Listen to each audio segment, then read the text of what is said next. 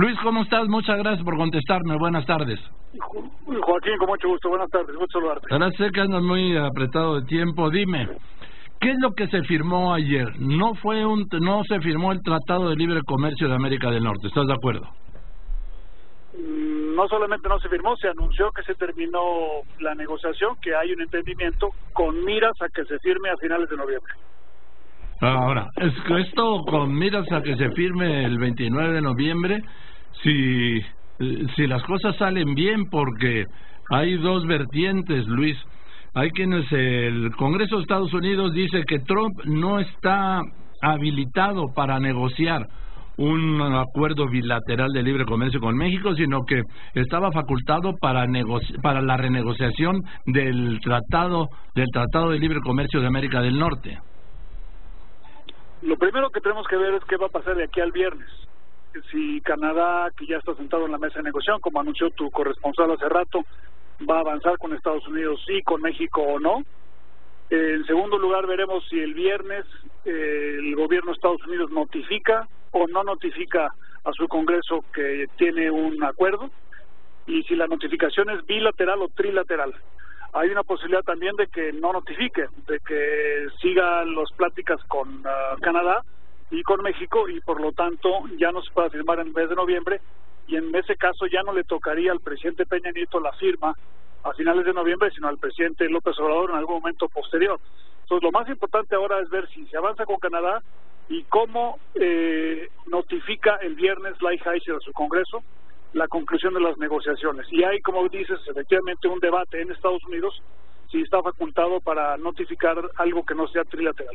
A ver, ahora tú que eres un especialista, ¿está facultado o no el presidente Trump en este caso para negociar un acuerdo bilateral cuando la autorización era para la renegociación del TLC? El Congreso de Estados Unidos tiene facultades para desdecirse, y entonces podrían ellos mismos aceptar una notificación bilateral.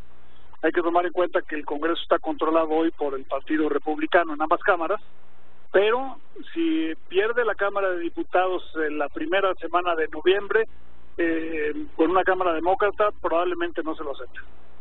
Entonces, ¿tú le ves posibilidades de que no lo firme el presidente Peña Nieto? Vamos, existe probabilidades, pues.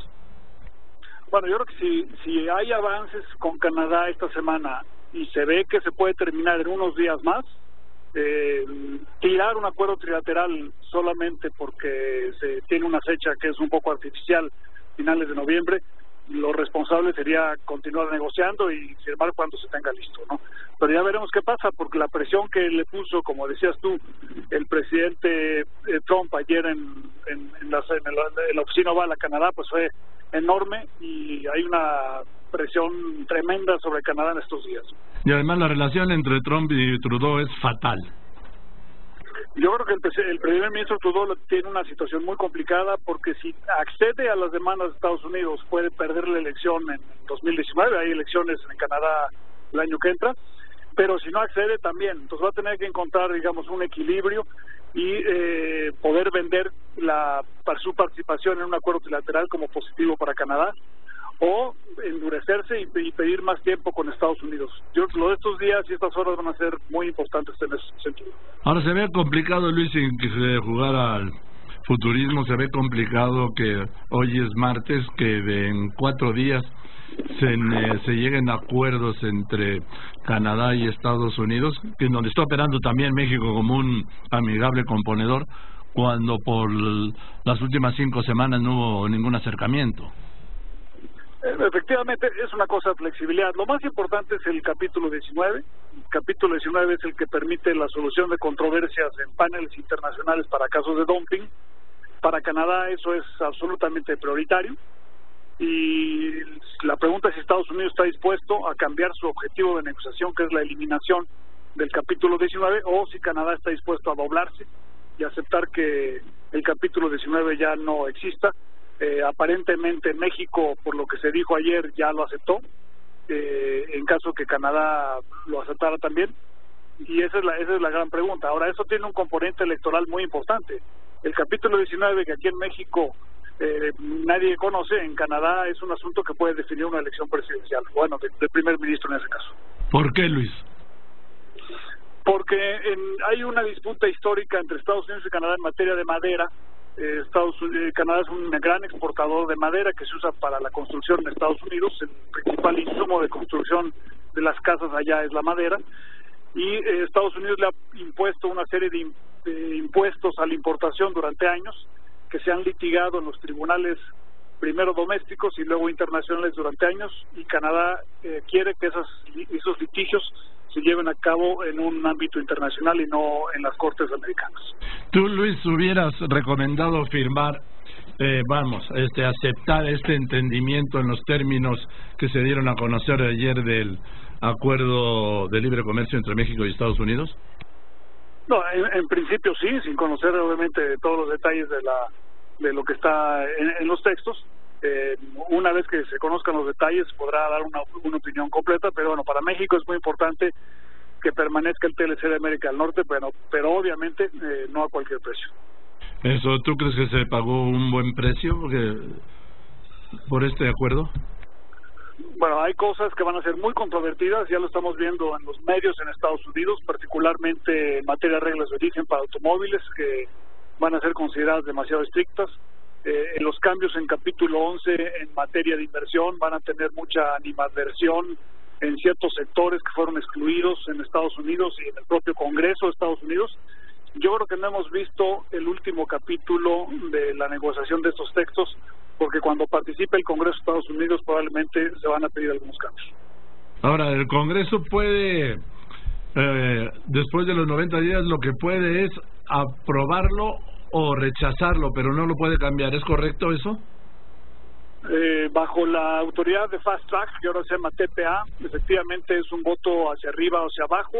Esto se va a votar en 2019, cuanto antes, o si no posteriormente, y el voto en el Congreso de Estados Unidos va a ser muy complicado, muy difícil, porque no sabemos qué tipo de Congreso va a enfrentarse, pero por otro lado sí se puede predecir que se antoja muy difícil que un acuerdo bilateral México-Estados Unidos sobreviva en el Congreso de Estados Unidos.